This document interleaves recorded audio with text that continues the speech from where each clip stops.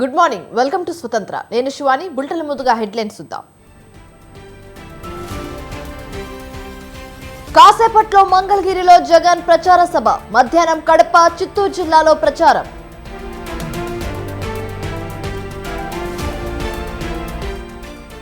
తెలంగాణలో జోరు పెంచిన బీజేపీ. నారాయణపేట ఎల్బీ స్టేడియంలో మోదీ సభలు.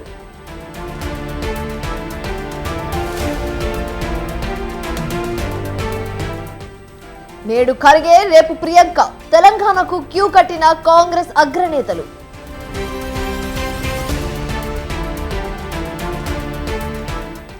ఆర్టీసీ బస్సులో ప్రయాణించిన రాహుల్ గాంధీ, రేవంత్ రెడ్డి. ఉచిత బస్ ప్రయాణ సౌకర్యంపై ఆరా.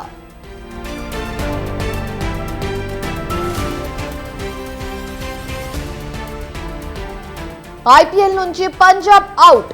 60 పరుగుల తేడాతో ఆర్సీబీ గెలుపు.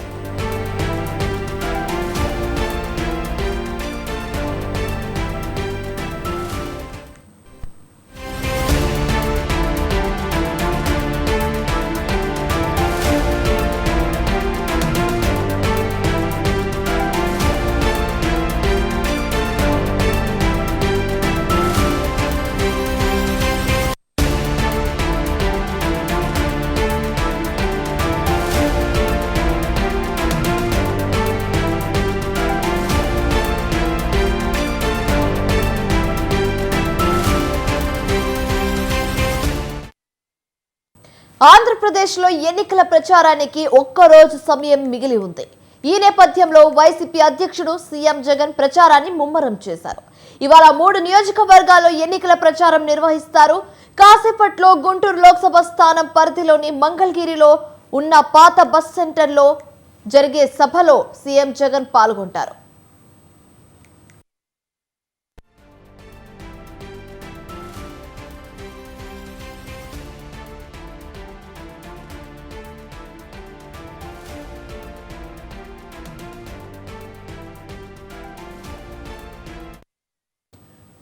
మధ్యాహ్నం 12:30 చిత్తూరు లోక్సభ స్థానం పరిధిలోని నగరి నియోజకవర్గం పుత్తూరులో ఉన్న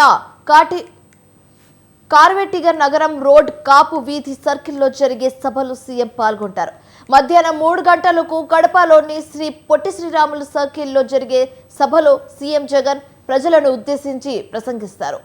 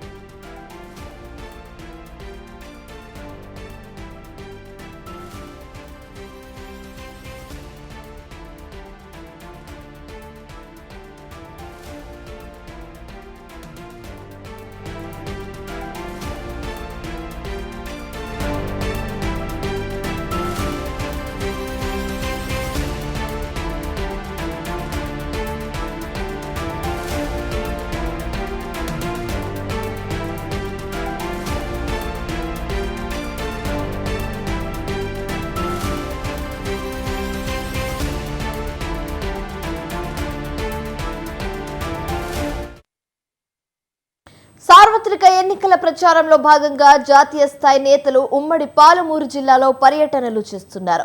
ఇందులో భాగంగా దేశ ప్రధానమంత్రి నరేంద్ర మోదీ నారాయణపేట జిల్లాలో నిర్వహించే భారీ బహిరంగ సభకు హాజరు కానున్నారు.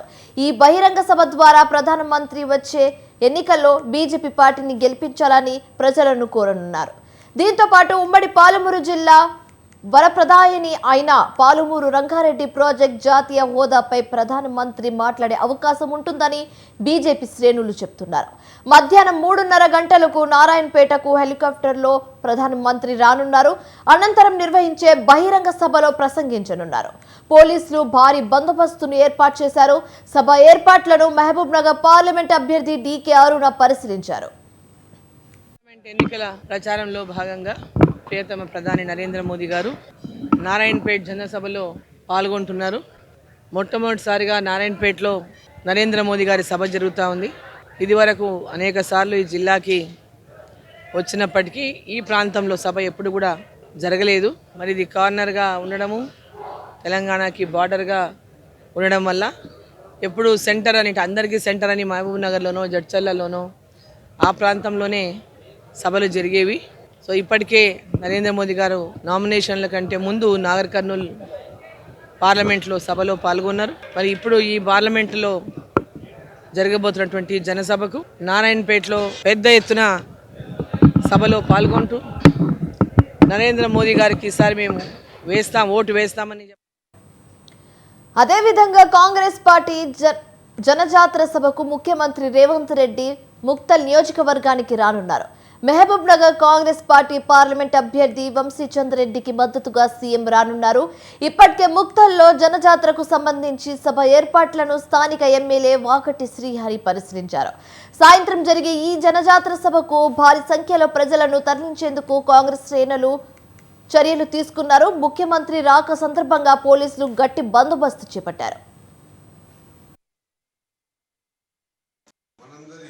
ప్రియతమ నాయకుడు తెలంగాణ ముఖ్యమంత్రి వర్యులు రేవంత్ రెడ్డి గారు రాబోతా ఉన్నారు. కాబట్టి ముఖ్య నాయకులకు, ఈ ప్రాంత ప్రజలకు ఎన్నో విషయాల్ని మనం అడిగినవి అడగనివన్నీ కూడా మన కోసం శ్రమించి చేసి ఎన్నో ఏళ్ళ కలిగినటువంటి జియో నంబర్ 69ని జియో నంబర్ 14గా మార్చి మక్తల్ నారాయణపేట్ కొడంగల్ ఎత్తిపోతల పథకాన్ని మనకు అందించిన భగీరథుడు మన ప్రియతమ ముఖ్యమంత్రి రేవంత్ రెడ్డి గారు.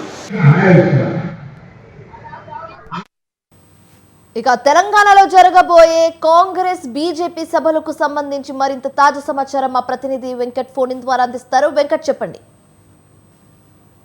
పార్లమెంట్ పోలింగ్ సమయం దగ్గర పడుతుండటంతో ప్రచారం ఊపందుకుంటుందని చెప్పవచ్చు. ఈ క్రమంలోనే ఈ రోజు ఉమ్మడి మహబూబ్నగర్ జిల్లాకు సంబంధించిన అక్కడ ప్రధానమంత్రి కానీ ఇక్కడ సీఎం కానీ నారాయణపేట జిల్లా అక్కడ మక్తల్ నియోజకవర్గానికి సంబంధించిన బహిరంగ సభకు హాజరు కానున్నారు. ఈ నేపథ్యంలో పోలీస్ శాఖ కూడా 2 సభలకు సంబంధించి భారీ బందోబస్తు ఏర్పాటు చేసిందని చెప్పవచ్చు. ముఖ్యంగా నారాయణపేట జిల్లా కేంద్రంలో ఏర్పాటు చేసే ప్రధాని పర్యటనకు పోలీసులు భారీ బందోబస్తు ఏర్పాటు చేశారు. ఎస్పీ యోగేష్ గౌతమ్ కూడా పర్యవేక్షణ చేశారు. ఆ ఏర్పాట్లు ఎలా ఉన్నాయి దానిపైన కూడా స్థానిక ఎమ్మెల్యేలు, స్థానిక నేతలు కూడా అక్కడ ఏర్పాట్లను పరిశీలించారు. ముఖ్యంగా ఈ నారాయణపేట జిల్లా కేంద్రంలో ఏర్పాటు చేసిన ఈ ప్రధాని మోదీ మినీ స్టేడియంలో బహిరంగ సభలో పాల్గొంటున్నారు. ఇలాంటి అవాంఛనీయ సంఘటనలు చోటు చేసుకోకుండా అక్కడ నారాయణపేట, నాగర్ కర్నూల్, వనపర్తి, జోగులాంబ, గద్వాల జిల్లాల ఎస్పీలు 4తో పాటు అక్కడ అదనపు ఎస్పీలు, డిఎస్పీలు ఇలా చాలా మంది అంటే పోలీస్ సిబ్బంది భారీ బందోబస్తు ఏర్పాటు చేశారు. దీనికి సంబంధించి ఈ చివరి ప్రచార సభ కానున్నది. ఈ నేపథ్యంలో మరో 2 రోజుల్లోనే పోలింగ్ సమీపం ఉన్న నేపథ్యంలోనే ఇక్కడ పీఎం కానీ అక్కడ సీఎం కానీ రానున్నారు. నారాయణపేట జిల్లా కేంద్రంలో జరిగే ప్రధాని మోదీ బహిరంగ సభకు వేలాది మందిని భారీ సంఖ్యలో తరలించేందుకైతే అక్కడ బీజేపీ శ్రేణులు అయితే కృషి చేస్తున్నారని చెప్పవచ్చు.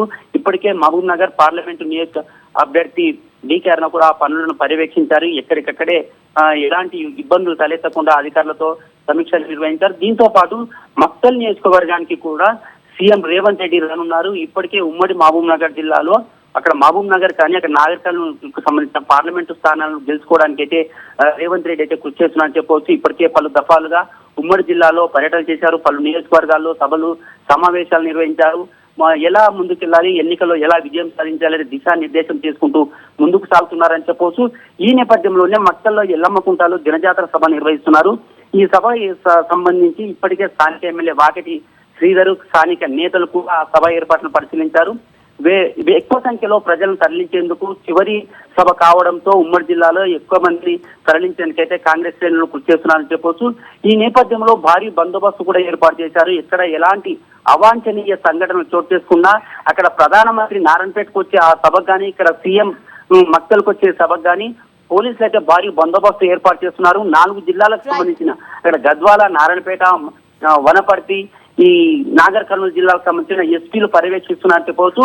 ఈ 2 సభల ద్వారా అక్కడ ప్రధానమంత్రి బీజేపీ అభ్యర్థిని గెలిపించాలని ఇక్కడ మక్తల్కు సంబంధించిన సీఎం పార్లమెంట్ కాంగ్రెస్ అభ్యర్థిని వంశీచంద్ర రెడ్డి గెలిపించాలని వాళ్ళ విశ్వ ప్రయత్నాలు అయితే చేస్తున్నారు. వ్యూహాత్మకంగా అడుగులు వేస్తున్నారు, ప్రచారంతో ఊరెత్తుస్తున్నారు.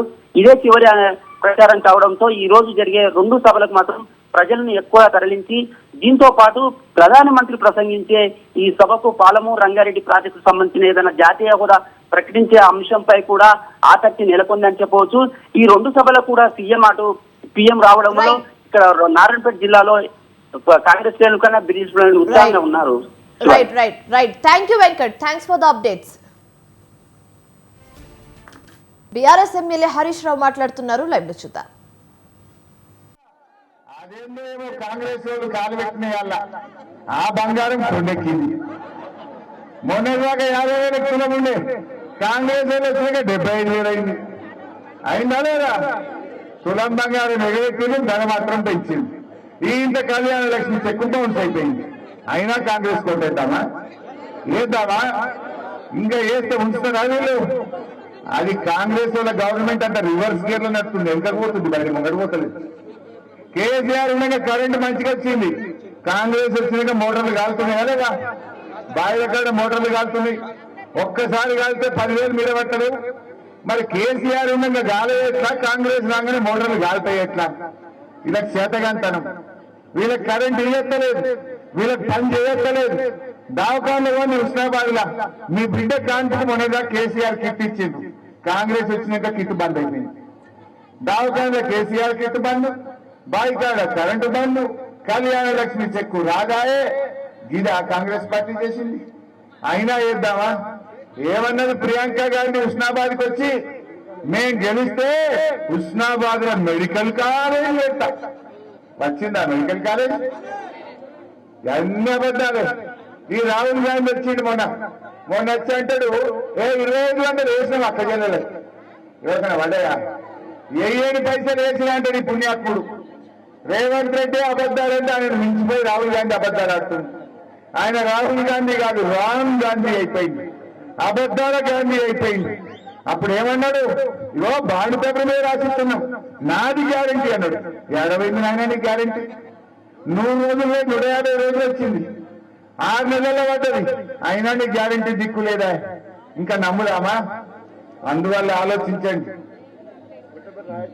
ఇప్పుడు దేవుని దగ్గర పొట్లపల్లి రాజేశ్వర స్వామి గుడికాడ కూడా రాసిచ్చినట్టు కదా, మేము రాగానే 6 గ్యారెంటీలు ఇస్తామని. రాజేశ్వర స్వామి ఊరుకుంటాడా? రాజేశ్వర స్వామిని మోసం చేస్తే ఊరుకుంటాడా? తప్పకుండా కోస్తాడు. కోసుడేనా? దేంతో వేయాలి? ఓట్లతో వేయాలి కాంగ్రెస్ వాళ్ళని. ఇవాళ దేవాలయ నీళ్లు 5 ఏళ్లు సతీష్ అని ఉన్నప్పుడు దేవాలయ నీళ్లు వచ్చినాయి, కాంగ్రెస్ వచ్చింది, దేవాలయ నీళ్లు హుస్నాబాద్ కు బంద్ అయిపోయింది. ఎస్ఆర్ఎస్పీ నీళ్లు కూడా చక్కగా వేరే. ఆలోచించండి, ఇంకా 4 రోజులు అయితే ఇంకెంత తిప్పలు పెట్టదో. అందువల్ల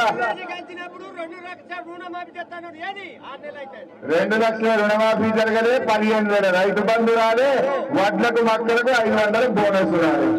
అంతా బోనస్ అంతా బోగస్ అయిపోయింది, రుణమాఫీ ఆగమైపోయింది. అందువల్ల అందరూ కూడా ఆలోచన చేయండి. మన విలువలను గెలిపిస్తే రేపు కాంగ్రెస్ వాళ్ళకి సురుకు వెళ్తే ఇవన్నీ కూడా అమలవుతాయి. హుస్నాబాద్ లో మీరందరూ కూడా ఈ పార్లమెంట్ ఎన్నికల్లో కాంగ్రెస్ పార్టీకి సురుకు పెట్టండి. ఏమీ పని చేయని ఈ బీజేపీ కాంగ్రెస్ పార్టీలను మీరందరూ బుద్ధి చెప్పి పని చేసే వినోదంలను, వికాసం కోసం, అభివృద్ధి కోసం